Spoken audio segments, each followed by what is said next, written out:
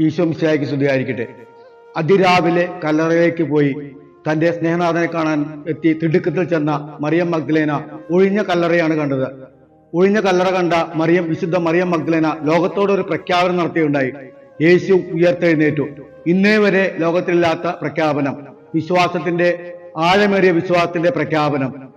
തന്റെ സ്നേഹനാഥൻ ഉയർത്തെഴുന്നേറ്റിരിക്കുന്നുള്ള അതിയായ സന്തോഷം ലോകത്തോട് പ്രഖ്യാപിച്ചു.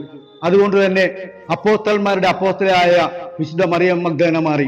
അതുപോലെ ലോകത്തിലെ ഏറ്റവും വിശ്വാസ പ്രഖ്യാപനം, ആഴത്തിൽ പതിഞ്ഞ വിശ്വാസത്തിന്റെ പ്രഖ്യാപനമായിട്ട് മാറി.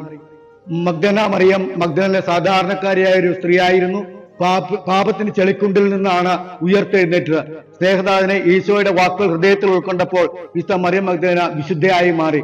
നമുക്കും തീർച്ചയായിട്ട് വിശുദ്ധനോ വിശുദ്ധയൊക്കെ ആയിട്ട് മാറാൻ സാധിക്കും. ഈ ഒരു നോമ്പ് കാലം നമ്മൾ അതിനായിട്ട് മാറ്റത്തിന് നമ്മൾ ഉപയോഗിക്കണം.